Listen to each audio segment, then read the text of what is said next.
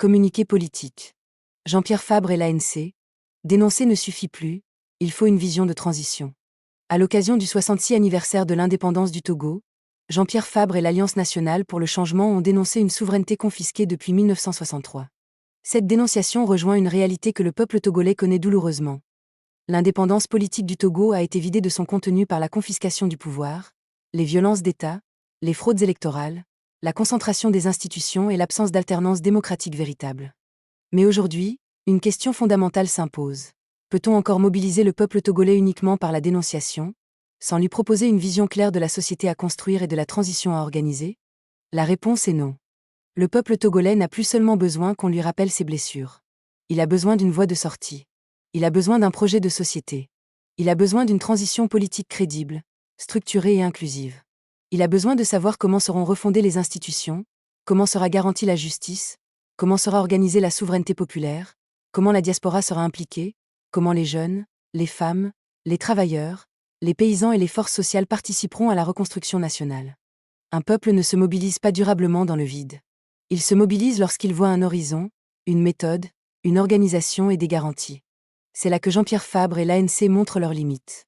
Ils dénoncent l'impasse, mais ne tracent pas clairement la route de sortie. Ils parlent de souveraineté populaire, mais ne proposent pas les instruments concrets par lesquels le peuple deviendra réellement souverain. Ils invoquent l'héritage de l'indépendance, mais ne présentent pas une architecture crédible de transition et de refondation. Le Togo ne peut plus rester prisonnier du vieux cycle politique. Dénonciation, boycott, contestation électorale, appel général, puis recommencement. Ce cycle a montré ses limites. Le système en place s'est adapté, a verrouillé les institutions, à neutraliser les processus électoraux et à transformer les règles du pouvoir à son avantage. Face à cette réalité, il faut plus qu'un discours d'opposition. Il faut une stratégie de transition. La nouvelle voie doit être populaire, souveraine, organisée et inclusive.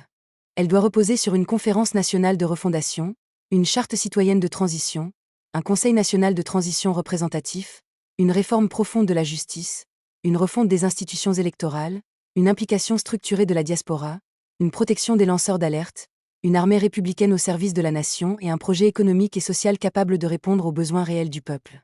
C'est pourquoi nous affirmons avec responsabilité que Jean-Pierre Fabre et l'ANC ne sont plus la voie à écouter ni la voie à suivre pour conduire le peuple togolais vers une véritable refondation démocratique.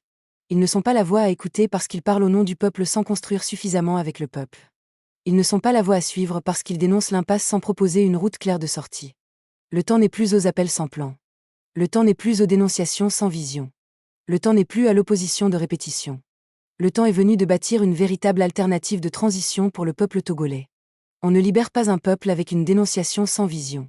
On le libère avec une voie claire, une organisation juste et une espérance structurée. Le Togo appartient au peuple togolais. Il est temps que le peuple trace lui-même la voie de sa propre libération. TVAT, troisième voie alternative pour le peuple togolais. TVAT Média, direction stratégie et refondation. Chicago, Lomé le 28 avril 2026.